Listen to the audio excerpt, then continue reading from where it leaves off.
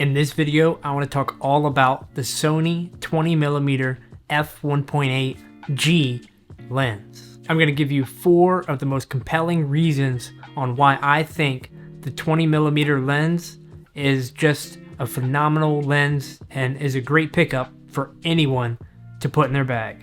Reason number 1 is the weight and the sheer size of this lens. I'm using it on a Sony a7C, but even whenever it's on the Sony mirrorless cameras that are a little bit bigger than the a7C, like the a7S III, the a7R4, the a7 III, or even the FX3, when it's on that camera too, it's still really small, but it still feels right. It's not too small like the 50-1.8 is, and it's not too big, kind of like the 135 G Master lens.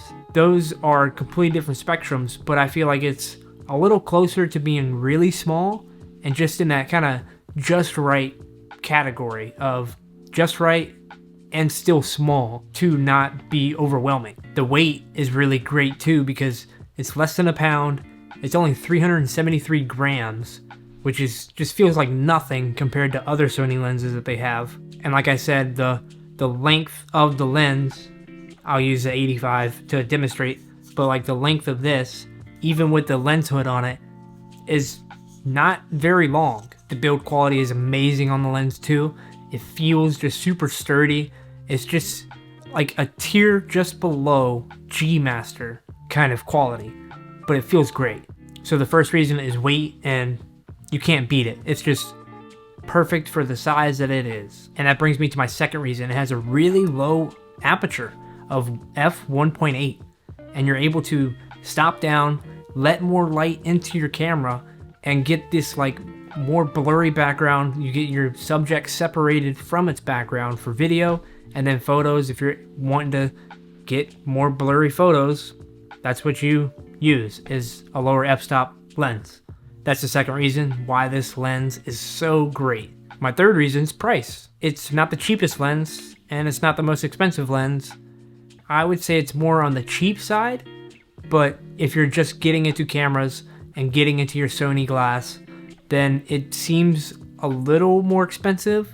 But I would say that if you're comparing it to the 1635 f4, which is $300 or $400 more than it is now, and then if you have the f2.8 version of the 16 to 35, that lens costs like over $2,000. And for this price point to be at $898, you can't really beat it. The other lenses that would probably match up to it a little bit would be the Tamron lenses. You're not adapting it, but they make it for Sony cameras, and this is a Sony lens, so you can't really beat that. But with the Tamrons, you do get either you can get like the primes with the Tamrons, or you can get the zooms of the 17 to 28 or the 28 to 75. But like I said before, the first reason I had was like the size and weight, and I'm pretty sure the Tamron lenses are just a little bit bigger. They may be lighter, but they just feel a lot cheaper too. I had the Tamron 28 to 75, and it was like just really plasticky. And this lens, just the feel of it feels a lot more legit and feels more expensive. So my third reason on why the Sony 20mm lens is really good is the price. It's priced really well, and I think it's worth the money. Now my fourth and final reason is going to be really weird, but for me, whenever I'm behind the camera, I kind of like learning these different stats for different lenses or different cameras, is the minimum focusing distance. So basically what that means is how close can I get to the lens and it'll still focus on that thing that I'm trying to focus on. So if I were to get close to the lens, I'm probably 4 or 5 inches from touching the lens with my face, and it's still focusing on me pretty fine. I had the Sony 90mm macro lens before, and that lens was just a beautiful, beautiful, super sharp, just all around great lens. And I just appreciate when Sony releases lenses that have such a short minimum focusing distance to where I can get like 3 to 4 inches away from the lens of whatever I'm filming, whether I'm filming something like this and it'll get nice and close.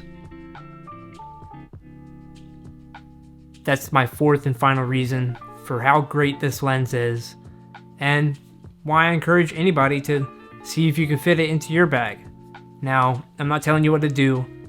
Find what works best for you, but I found that this 20mm f1.8 lens has been such a great addition. It's my vlogging lens. It's my kind of always on my camera lens because it's really versatile too. I didn't add this to the reasons, but I've always talked about with Sony cameras, you're able to get like 3 lenses in one with the zoom feature, this zoom feature, and the APS-C crop. Now, you can't do the APS-C crop when you're recording, but just take my word for it.